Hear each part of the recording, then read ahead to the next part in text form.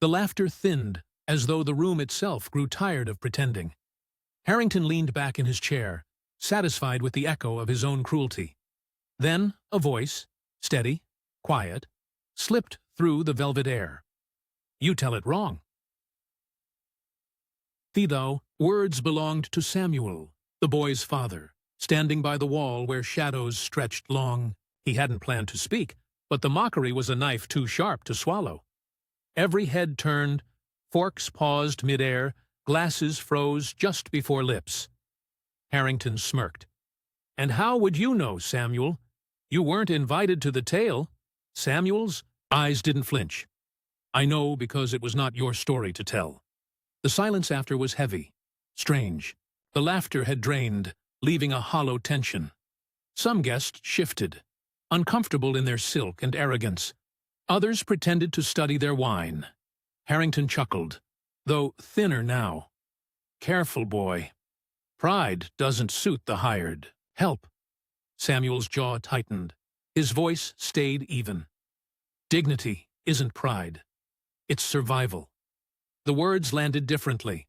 Not loud, not sharp, but final. For a moment, it was Harrington who looked unsettled, as if the marble walls no longer obeyed him. A guest cleared his throat, forcing a smile, trying to restart the broken rhythm. But the air had shifted. The joke no longer held weight. Samuel didn't move closer, didn't shout, didn't break. He simply stood, hands steady at his sides. Inside, his chest burned with rage and grief. But what he gave them was stillness. It was that stillness that unsettled Harrington most, the refusal to shrink or to serve the moment of ridicule. Harrington raised his glass again, but his laugh cracked. The room didn't follow, and Samuel, silent now, had already won. The silence of that dinner never left her. Claire sat at the edge of the room that night, notebook unopened, pretending to be just another guest. But when Samuel spoke, when Harrington's laugh cracked, she knew there was something deeper than a broken joke. Days later, she found herself in a diner where the coffee burned and the lights hummed. A woman across from her whispered, almost afraid of her own words, "They've been telling that boy's story wrong." Claire leaned closer. "You knew him." The woman shook her head. "Knew his father. Man worked twice the hours for half the pay. Never complained? Not once. People like him. Nobody writes about them." Claire scribbled the words, not because they were quotes for print, but because they carried weight. She noticed how the woman's hands trembled as she folded a napkin into nothing. Another voice joined, a man at the counter. He didn't turn around. That boy fixed things. Bikes, radios, broken locks. He didn't talk much, but he showed up. Always. Claire asked nothing more. She let the silence stretch, let the stories surface on their own. The room felt cautious, like the walls could still report back to someone powerful. Later, walking. Through cracked sidewalks, she realized this wasn't about charity or pity. It was about survival wrapped in quiet labor. Dignity that didn't need cameras. Harrington had turned it into a stage joke, but here, it was a history people protected with whispers. Claire stopped at a corner where a streetlight flickered out. She stood there, pen still in hand, and understood. The real story wasn't about Harrington losing face. It was about voices learning not to stay silent. David tightened the chain, his hands black with grease, the sound of the wrench sharp in the quiet street. The dim streetlight flickered above, threatening to fail completely. And yet he worked, steady and careful. He didn't speak. The boy across the street, who had been watching for hours, finally asked, "Why do you bother?" David didn't look up. "Because it needs fixing," he said simply. The boy shrugged. "Nobody cares about this street. Lights broken, roads cracked. Folks just walk by." "Someone has to," David replied, turning the wrench slowly. "Even if it's just for a minute." Claire stepped closer from the sidewalk shadow. "I see it," she said softly, her notebook in hand but closed. "Not the tire, not the bike. You." David finally glanced at her. "Why?" Because no one else notices, she said. And when they do, it changes something. Quietly, but it does. From a window above, a neighbor peered down, hesitating. She called softly, "Thanks. For him." David nodded, a small, almost imperceptible gesture, then returned to the chain. The air between them held something heavier than words: respect, acknowledgement, the weight of a community that survived in the cracks. The boy across the street leaned on the fence. "Think they'll ever see it? See us?" "Some will," David said, still focused. "Some always will." Claire scribbled that in her mind, not on paper. It was the truth she needed to carry, not just report. The streetlights buzzed faintly, threatening darkness, but David's hands worked like a steady pulse. In the dim, neglected corners, something quietly shifted. Observers, even those too afraid to speak, felt it, the insistence that dignity could persist where power ignored it. And in that silence, a story began to take shape. Not shouted, not demanded, but claimed with quiet hands and steady heart. The files sat heavy on the desk, yellowed corners brittle under Claire's fingers. She flipped through letters, reports, and handwritten notes, each a quiet scream. A secretary who had lost her job after asking too many questions, a tenant evicted without notice, a delivery driver docked pay for speaking up. Each voice had been buried. Claire dialed a number she had hesitated to call for years. The line clicked, then a voice whispered, hesitant. "Hello? I'm calling about Harrington," she said softly. "About what happened before the boy. Fix that tire." Silence stretched. Then, shakily, I told someone once. They said no one would listen. They said it's safer to stay quiet." "Now people are listening," Claire said. "Even small acts can make a difference. You're safe to speak." A sigh came through, long and trembling. I was fired for reminding him he couldn't just take whatever he wanted. I watched friends lose homes for standing up, and I said nothing. I stayed quiet." "You didn't stay quiet anymore," Claire reminded her. "The story changed after that boy acted. People are paying attention." The woman's voice cracked, a mixture of relief and regret. I wanted someone to care. I wanted to be seen." Claire nodded, though the woman couldn't see her. "You are. All of you." Another call followed, another whisper, another fear released. People who had carried shame, loss, and silence found themselves telling fragments of truth, as if the boy's quiet courage had opened a door they never thought possible. In each conversation, Harrington's empire of control began to fracture. Not loudly, not visibly, but through the voices that had once been silenced. The weight of forgotten testimonies now pressed against walls that had always been solid. Claire closed her notebook, listening to the echoes of the voices she had collected. Each word, each pause, carried the memory of oppression and the quiet, relentless pulse of justice. Claire stood on the edge of the sidewalk, notebook in hand, rain still damp on her coat. "Do you know who he is?" she asked softly, careful not to startle him. David didn't look up. He tightened the wrench, then shook his head. "Just a man with a flat tire," he said, his voice steady. Claire blinked, caught off guard. You know who he is, right? Harrington? The millionaire?"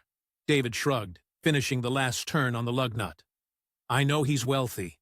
That's all I need to know." Claire watched him step back, hands clean for a moment, the calm certainty in his posture striking. "You're not afraid? Of how he could react?" David considered her, eyes steady. "Afraid of what? Being honest? Helping? I do what I can. Nothing more." A car passed slowly, windshield wipers scraping rhythmically. David lifted the jack, lowered the tire gently, almost ceremoniously. "He's just a man with a flat tire," he repeated. "Today, the tire is fixed. That's enough." Claire scribbled in her notebook, knowing this sentence would cut through layers of privilege and arrogance. "Do you ever think people will understand what you mean?" "They might," David said, shoulders squared. Some will see it, some won't. Doesn't change what needs doing. Claire nodded, sensing the truth in his restraint. You're teaching without raising your voice, she whispered. David smiled faintly. Actions speak longer than words. She watched him lift his toolbox and cycle away, the rain washing away the last traces of oil. In that moment, the millionaire on the side of the road could be anyone, reduced to a simple problem. Nothing more. The power Harrington held dissolved. In the clarity of a boy who did not bow, who did not fear, who saw him plainly. And Claire understood that sometimes the loudest revelations came from quiet acts, and a single sentence could fracture an empire more effectively than 100 confrontations. Claire's phone buzzed on the dashboard. She stared at the screen, heart thudding, as the image of David fixing the tire flashed again, this time on the city news feed. The rain-soaked boy, calm and precise, contrasted sharply with Harrington, standing stiff under his black umbrella, hands useless, pride bruised. That photo, it's everywhere, Claire whispered to herself. A text pinged from a colleague. People are talking. Social feeds are lighting up. Across town, Harrington's assistant hesitated at the doorway. Sir, people are seeing it. They're noticing. Harrington waved a hand, dismissive. It's nonsense. A boy, a tire. This ends when the rain stops. But the comments, the assistant said cautiously. Some are calling it, well, they're questioning the way you treated him. Harrington's lips twitched. Questions are harmless. Questions fade. Meanwhile, in the neighborhood, Claire filmed a short clip, capturing David's careful hands, the stubborn twist of the wrench. It's not just a tire, she said quietly. It's proof of something larger. At the mansion, Harrington's phone vibrated again. The same image, multiplied across feeds, like a crack running through marble. He scrolled, jaw tightening, realizing the narrative he controlled was slipping. It's just one photo, he muttered. Sir, the lawyer said softly, it's more than that. People are seeing dignity where you saw inconvenience. And the silence around you. It's changing. Harrington stared at the screen, swallowing. He wanted to speak, to dismiss, to assert control, but words failed. Around him, the marble walls of his pristine world no longer offered comfort. They reflected the growing fractures. Claire walked past, unnoticed, capturing the light in the puddles at David's feet. This isn't about him, she said. It's about all of us. Finally seeing who deserves respect. And for the first time, Harrington felt it. The subtle, unstoppable shift of attention. The quiet power of integrity over wealth, and the beginnings of cracks in his carefully constructed empire. Harrington leaned back in his chair, glass in hand, the faint clink of ice echoing against marble. It's nonsense, he said, voice sharp but brittle. A boy, a tire, a photograph. People forget tomorrow. The lawyer cleared his throat, hands folded over a thick folder. Sir, with respect, I don't think this passes so easily. Harrington's eyes flicked up, annoyance sharpening. And what makes you think the world cares what this boy does? The world sees more than we imagine, the lawyer said quietly, gaze steady. They see how you react, or fail to. That photo, it's spreading. Harrington waved a dismissive hand. It's fleeting. Let it pass. A silence hung, heavier than the walls. The lawyer's fingers drummed lightly on the folder. Sir, I've defended you through storms before, but this isn't like the others. People are talking. Neighbors, social feeds, even the press. They're not just noticing. They're asking questions. Questions fade, Harrington snapped. They do, the lawyer admitted softly, but not when dignity stands in the open and privilege trembles. The boy, he didn't ask for anything. That's why it resonates. That's why it matters. Harrington's jaw tightened. He wanted to assert control, to silence the tremor he felt inside. You're overreacting. This is trivial. The lawyer leaned forward. Is it trivial when the silence around you, those you thought would stay loyal, begins to shift? Storms don't pass because you ignore them. They move. People listen. And once they do, there's no undoing that. Harrington's hand trembled slightly as he set the glass down. The carefully constructed calm began to crack. So, what am I supposed to do? Nothing you haven't already done, sir, the lawyer said, voice low. Except, realize the ground beneath is changing, and no amount of dismissal will make it stop. Harrington stared at the folder, the words sinking, unspoken yet undeniable. Outside, the city murmured. Inside, silence weighed like a verdict waiting to be delivered. The office was quiet, but not peaceful. Phones sat idle, emails unopened, while murmurs floated behind closed doors. Have you heard about the Harrington story? One reporter asked another, voice low, tense. Yeah, the first replied, scanning a screen. It's bigger than anyone expected. The photo, everyone's sharing it. Not just online. People are talking at work, in cafes, everywhere. A third voice joined, almost hesitant. And there are calls coming in. Past employees. Some of them want to speak, finally. In the corner, Harrington's assistant shifted, hands clasped tightly. Sir, the media it's picking up. Old allegations. People are remembering. They're asking questions. Harrington waved dismissively. They're nothing, just whispers. Let them whisper. They're not whispers anymore, the assistant said, voice breaking slightly. Once the community speaks, once it spreads, it changes things. People who stood silent, they're moving. The tide is turning. Harrington clenched his fists, jaw tight.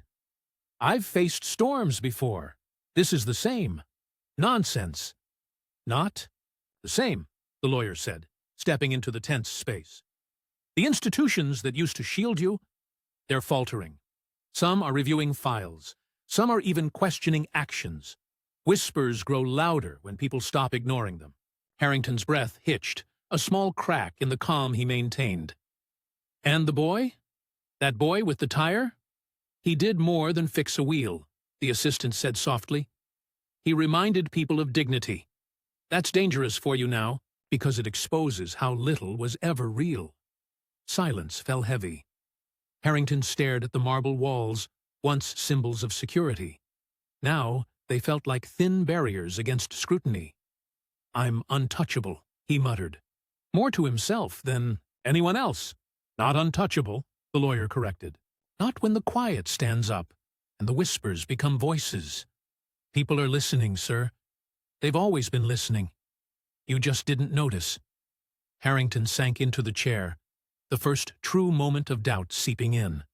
Around him, the E2 room shifted imperceptibly, loyalty wavering, fear dissolving, reality pressing in like a tide that would not wait.